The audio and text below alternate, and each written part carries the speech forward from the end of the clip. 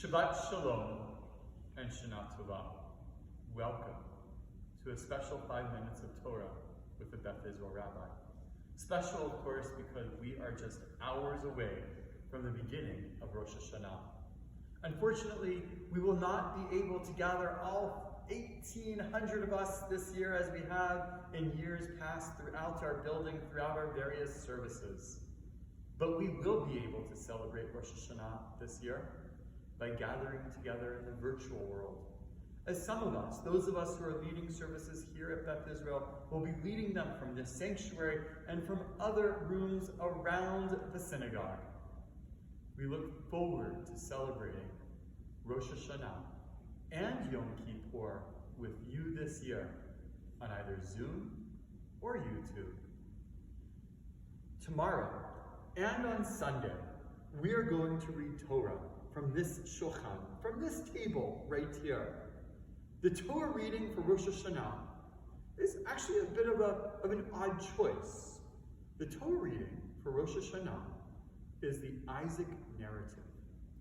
Of all of the selections of Torah, of all of the stories and all of the litany of laws, the rabbis chose the Isaac narrative for Rosh Hashanah.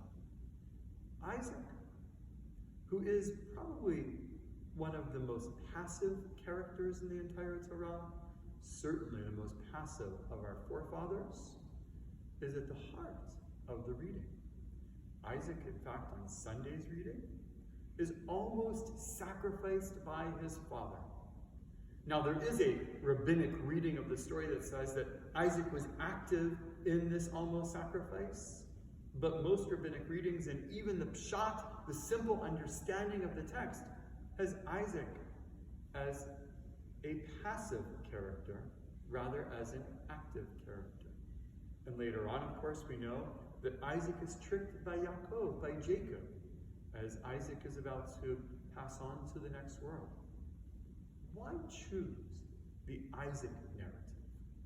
Why focus on Isaac for our Torah readings on Shabbat, on Sunday? What does this have to teach us about Rosh Hashanah? I would like to suggest that Isaac reminds us of humanity. Isaac reminds us of what we may feel as we go through our days, our months, and our years. That the world is operating around us, that things are happening, sometimes good, and sometimes not so good, especially these days. I know we all feel so confused. We all feel so challenged. We all feel as though the world is being turned upside down around us.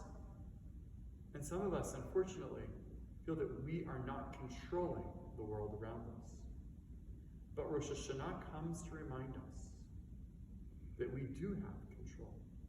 That through our prayers and through our actions, we are able to take control. To take control of not only the world around us, but our own lives. To bring ourselves meaning. To bring ourselves spiritual existence in this world.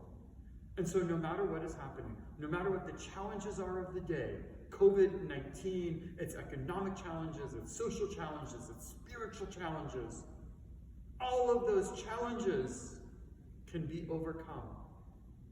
Can be overcome as long as we are willing and able to, and actively go out of our way to make a connection with God, make a connection with family, and make a connection with friends.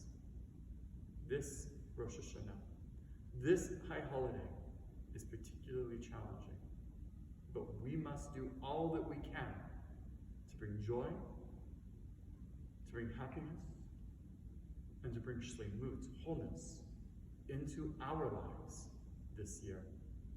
Shabbat Shalom, Shana Tova, and I look forward to praying with you and celebrating with you in the cyber world this year, and B'Shana Haba next year, back here in our home, in our family home of Beth Israel.